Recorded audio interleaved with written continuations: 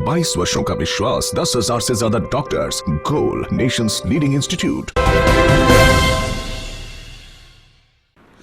नमस्कार, city post live के इस खास पेशकश में आपका स्वागत है। मैं हूं श्रीकांत प्रत्युष।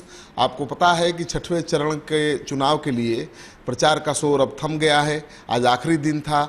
सभी नेताओं ने अपना पूरा दमखम लगा दिया अपने प्रत्याशियों की जीत सुनिश्चित करने के लिए।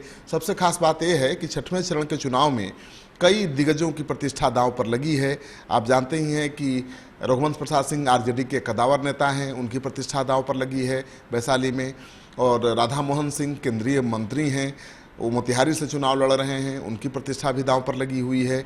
इसी तरह से सिग्रीवाल बीजेपी के बहुत बड़े कदावर नेता हैं, महाराजगंज से चुनाव लड़ रहे हैं, उनकी प्रतिष्ठा भी दांव पर लगी है। रामा देवी हैं, वो भी काफ़ी महत्वपूर्ण नेता हैं एनडीए के, वो शिवहर से चुनाव लड़ रही हैं, वो भी काफ़ी संघर्ष कर रही है अपनी जीत सुनिश्चित करने के लिए। और इसी तरह से कई सीटों पर घमासान है। कौन जीतेगा कौन हारेगा इस बारे में हम बातचीत करेंगे, क्योंकि हमने सर्वे किया है हर लोकसभा क्षेत्र का विधानसभा वाइज, और उस सर्वे को हमने आपको दिखाया भी है। लेकिन आपको फिर से याद दिलाना चाहते हैं मतदान से पहले कि कौन कहाँ खड़ा है। तो वैशाली सबसे महत्वपूर्ण सीट है, आपको पता ही है। यहाँ से रघुवंश प्रसाद चुनाव लगातार 1996 से जीतते रहे हैं, लेकिन 2014 के मोदी लहर में उन्हें रामा सिंह जैसे एक बाहुबली नेता ने 10% वोटों से हरा दिया। यानी एक बाहुबली ने एक दिग्गज नेता को धूल चटा दी। अब उनका सामना अपने ही पुराने शिष्य दिनेश सिंह एमएलसी हैं जेडीयू के, उनकी पत्नी बीना देवी से है, और काफ़ी दिलचस्प लड़ाई है। और जो सर्वे हम दिखा चुके हैं आपको, उसके अनुसार जो राजपूत समाज है जिसकी अहम भूमिका है, निर्णायक भूमिका है चुनाव जिताने में, वो अभी रघुवंश बाबू के साथ पूरी तरह से खड़ा नहीं है और बीना देवी का साथ दे रहा है। भूमिहार समाज पूरी तरह से गोलबंद है एलजेपी के उम्मीदवार बीना देवी के पक्ष में। इस वजह से लड़ाई दिलचस्प हो गई है। और सबसे खास बात यह है कि कुशवाहा वोट भी कंसोलिडेट नहीं है। कुशवाहा वोट में भी विभाजन हो रहा है, मलाह वोट में भी विभाजन है, लेकिन कुशवाहा में सबसे ज़्यादा है। और जो निचले तबके के लोग हैं, दलित, पिछड़े, ठेला वाले, खुमचा वाले, सब्जी वाले, सब मोदी रट लगा रहे हैं। तो जाहिर है कि वहाँ पर बीना देवी का पलड़ा भारी दिख रहा है। यानी एक बड़े कदावर नेता को फिर चुनौतियों का सामना करना पड़ रहा है। दूसरी सीट है पूर्वी चंपारण, जहाँ से बीजेपी के कदावर नेता केंद्रीय कृषि मंत्री चुनाव मैदान में हैं राधा मोहन सिंह, और वो अपना आखिरी चुनाव लड़ रहे हैं। वो कह भी चुके हैं कि उनका आखिरी चुनाव है। उनका मुकाबला आरएलएसपी के उम्मीदवार आकाश सिंह से है। आकाश सिंह तो अपनी राजनीतिक पारी की शुरुआत कर रहे हैं, नए हैं, लेकिन उनके पीठ पर खड़े हैं उनके पिता अखिलेश प्रसाद सिंह, जो कांग्रेस के कदावर नेता हैं और कांग्रेस प्रदेश चुनाव अभियान समिति के अध्यक्ष भी हैं। और राधा मोहन सिंह को वो चुनाव हरा भी चुके हैं एक बार। तो बड़ा दिलचस्प मुकाबला है। यहाँ कौन जीतेगा कौन हारेगा एक पाना बड़ा मुश्किल है, लेकिन भूमिहार समाज जिसके पक्ष में गोलबंद होगा और अति पिछड़ी जातियाँ जिसके पक्ष में खड़ी होंगी, उसकी जीत सुनिश्चित होगी। वैसे पिछले लोकसभा चुनाव में 2 लाख के अंतर से चुनाव जीते थे राधा मोहन सिंह, जब नीतीश कुमार उनके साथ नहीं थे। इस बार नीतीश कुमार की पार्टी जेडीयू उनके साथ है, तो मार्जिन और बढ़ने की उम्मीद वो लगाए बैठे हैं। लेकिन मुकाबला दिलचस्प होगा, क्योंकि अखिलेश सिंह यहाँ से अपने बेटे को चुनाव लड़ा रहे हैं। तो जीत हार किसकी होगी कह पाना मुश्किल होगा, लेकिन राधा मोहन सिंह आगे दिख रहे हैं, क्योंकि मोदी लहर में वो पार होते दिख रहे हैं। दूसरी तरफ अखिलेश सिंह के सामने चुनौती है अपने ही समाज यानी भूमिहार समाज के वोटरों को अपने पक्ष में पूरी तरह से गोलबंद करने की। अगर गोलबंद करने में सफल हो जाते हैं, पूरी तरह से गोलबंद करने में सफल हो जाते हैं, तभी बात बनेगी, नहीं तो राधा मोहन सिंह की लड़ाई बहुत कठिन नहीं है। और आखिरी बार चुनाव लड़ रहे हैं, इसको मुद्दा वो बना रहे हैं कि अब आखिरी चुनाव है तो काम क्या करेंगे, ये तो निश्चिंत हो जाएंगे। और उसी तरह से शिवहर सीट बहुत महत्वपूर्ण है, वहाँ से रामा देवी चुनाव लड़ रही हैं। 2014 के लोकसभा चुनाव में शिवहर सीट पर बीजेपी की रामा देवी ने जीत हासिल की थी और पिछले 2 बार से यहाँ बीजेपी का कब्जा है। रामा देवी तीसरी बार सांसद बनने के लिए बीजेपी के टिकट पर चुनाव मैदान में हैं। रामा देवी ने 2014 में आरजेडी के अनवारुल हक को शिकस्त दी थी और अब उनका मुकाबला है आरजेडी के नए नेता जो अपनी राजनीतिक पारी की शुरुआत कर रहे हैं, सैयद फैजल अली। तो अब देखना ये है कि यहाँ क्या होगा। हालांकि हमारा जो चुनावी सर्वे है उसके अनुसार रामा देवी भारी पड़ रही हैं, मोदी लहर का उन्हें फ़ायदा मिल रहा है और आरजेडी का उम्मीदवार यहाँ कमज़ोर पड़ता दिख रहा है। ये वही सीट है जहाँ से तेज प्रताप यादव, लालू यादव के बड़े बेटे ने अपना निर्दलीय उम्मीदवार उतार दिया था, लेकिन उसका नामांकन रद्द हो गया, इसलिए मुश्किल थोड़ी कम हुई। लेकिन मोदी लहर है और रामा देवी को इसका लाभ मिलता हुआ दिख रहा है। और पश्चिम चंपारण में डॉक्टर संजय जायसवाल की प्रतिष्ठा दांव पर लगी हुई है। इस सीट पर बीजेपी की अच्छी पकड़ मानी जाती है। पिछले 2 बार से यहां से बीजेपी प्रत्याशी डॉक्टर संजय अग्रवाल चुनाव जीतते रहे हैं। दोनों चुनाव में उन्होंने फिल्म निर्देशक प्रकाश झा को हराया था और 2009 में एलजेपी और 2014 में जेडीयू के टिकट पर प्रकाश झा चुनाव लड़े थे, लेकिन जीत नहीं पाए। इस बार बीजेपी की तरफ से डॉक्टर संजय अग्रवाल फिर से मैदान में हैं और महागठबंधन की ओर से रालोसपा के डॉक्टर ब्रजेश कुमार कुशवाहा चुनाव लड़ रहे हैं, जिनका बहुत ज़्यादा जनाधार नहीं है। तो यहाँ लड़ाई आसान दिख रही है। बीजेपी की लहर तो है ही और वैसे में भी ये बीजेपी की सीट मानी जाती है। तो इस सीट से बीजेपी को शिकस्त देना थोड़ा मुश्किल है, थोड़ा नहीं बहुत मुश्किल है। तो मानकर चलिए कि यहाँ पर फिर से संजय जायसवाल आगे दिख रहे हैं और वो जीत सकते हैं। वाल्मीकि नगर से बैद्यनाथ महतो चुनाव मैदान में है। चंपारण की वाल्मीकि नगर संसदीय सीट 2009 में अस्तित्व में आई थी और अब तक के दोनों चुनाव में यहाँ पर बीजेपी और जेडीयू ने ही जीत हासिल की है।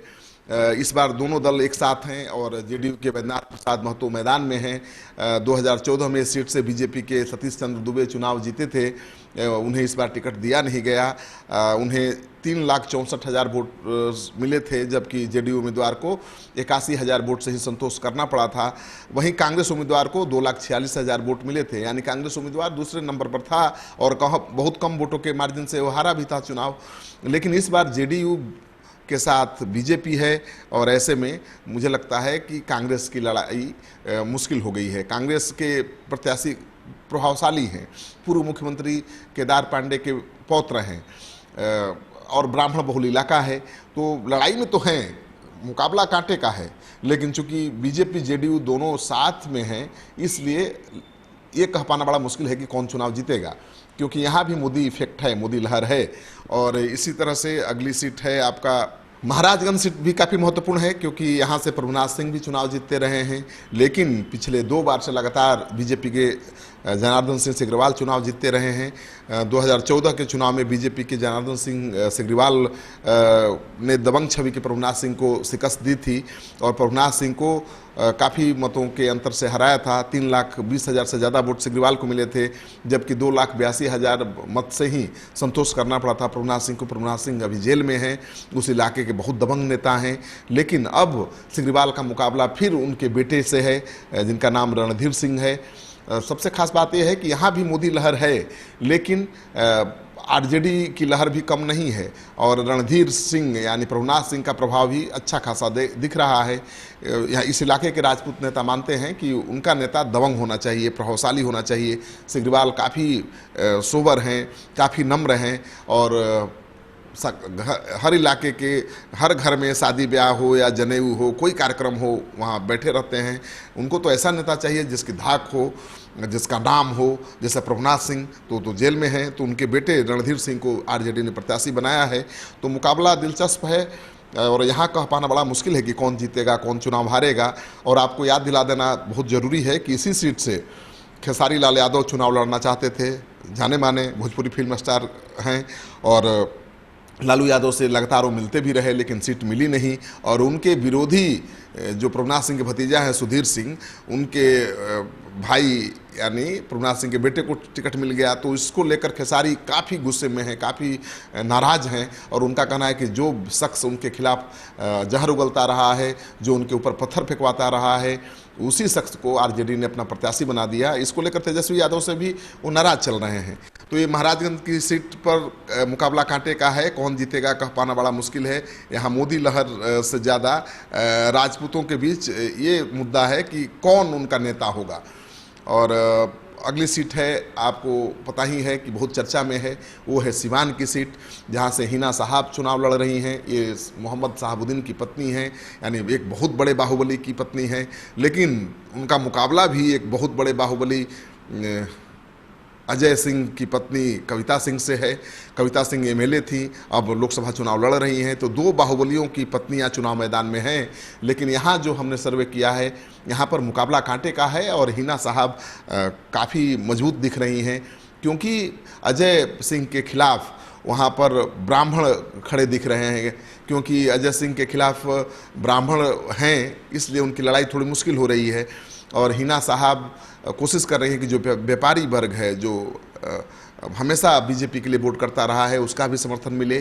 तो लगातार एड़ी चोटी का जोर वो लगाए हुई हैं और भूमिहार समाज में भी जा रही हैं वोट मांगने, राजपूत समाज के बीच भी घूम रही हैं और उनके पक्ष में यादव मुस्लिम पूरी तरह से गोलबंद हैं। क्योंकि वहाँ पर स्थिति ये है कि ओम प्रकाश यादव वहाँ से बीजेपी के सांसद हुआ करते थे, उनकी सीट चली गई जेडीयू के खाते में, तो वो भी खुश नहीं हैं और दिल से काम नहीं कर रहे हैं यहाँ पर जेडीयू के उम्मीदवार की जीत सुनिश्चित करने के लिए। तो उन्होंने भी लगता है कि कविता से कि राह मुश्किल कर दी है और यहाँ हिना साहब को एज मिलता दिख रहा है। लेकिन अब देखिए मोदी लहर का कितना इफेक्ट है और कैसे हिना साहब को अजय सिंह की पत्नी कविता मात दे पाती है, क्योंकि हिना साहब भी अलग लाइन लिए हुई है। मुस्लिम नेता आमतौर पर वंदे मातरम कहने से परहेज करते हैं, लेकिन वो हर सभा में जाती हैं और 3 बार वंदे मातरम का नारा लगाती हैं और कहती भी हैं कि भले किसी को नगवार गुजरे, लेकिन वो वंदे मातरम का नारा लगाती रहेंगी। देशभक्ति उनके लिए सर्वोपरि है। तो हिना साहब कोशिश कर रही हैं कि यहाँ पर हिंदू मुस्लिम की लड़ाई न हो, यहाँ पर हमेशा हिंदू मुस्लिम की लड़ाई हो जाती रही है, तो उसको टालने की कोशिश कर रही हैं और सफल होती दिख रही हैं। तो मुझे लगता है कि यहाँ लड़ाई दिलचस्प है और यहाँ हिना साहब को एज मिलता हुआ दिख रहा है। और कोई गोपालगंज की सीट भी काफ़ी महत्वपूर्ण है। गोपालगंज से आपको पता है कि डॉक्टर आलोक हैं चुनाव मैदान में, जेडीयू के प्रत्याशी हैं और राजनीति का ABCD भी वो नहीं जानते हैं, लोगों से मिलते भी नहीं हैं, लोगों के बीच लोकप्रिय भी नहीं हैं, वो बिना फीस के किसी से मिलते ही नहीं हैं। तो चुनाव के दौरान भी जब हमारी टीम गई थी तो वो मिले नहीं, क्योंकि उनको आदत है कि फीस लेंगे तभी मिलेंगे और मीडिया तो फीस देकर मिलेगा नहीं। तो उनसे मुलाकात हमारी भी नहीं हो पाई थी। लेकिन वहाँ जो सर्वे हमने किया, उस सर्वे में वो आगे दिख रहे हैं, क्योंकि मोदी लहर का लाभ उन्हें मिलता हुआ दिख रहा है और जो महागठबंधन के प्रत्याशी हैं उनसे ज़्यादा लोकप्रिय हैं, दमदार हैं, लोग फिर भी पिछड़ते दिख रहे हैं, क्योंकि मोदी इफेक्ट है वहाँ पर। तो लड़ाई तो दिलचस्प है, कांटे का है, लेकिन वहाँ पर जेडीयू के प्रत्याशी की जीत तय है। तो ये सीटें हैं जिन पर 12 तारीख को वोट डाले जाने हैं और हमारा जो ये आकलन है उसके आधार पर आप अंदाज़ा लगा सकते हैं कितनी सीटें महागठबंधन की झोली में जाएंगी और कितनी एनडीए की झोली में। आपको ये कार्यक्रम अच्छा लगे तो दोस्तों के साथ इस वीडियो को खूब शेयर करिए। आपका सहयोग समर्थन लगातार मिल रहा है और उसी का नतीजा है कि इस महीने सिटी पोस्ट बिहार झारखंड का सबसे ज़्यादा देखे जाने वाला चैनल बनकर सामने आया है। आपका ये सहयोग समर्थन आगे भी मिलना चाहिए, हम इसके लिए बहुत ही आभार प्रकट करते हैं। नमस्कार। NSIT निखारता है आपकी प्रतिभा को। NSIT, a place to imagine, invent and inspire. NSIT, अम्हारा, Bihta, Patna.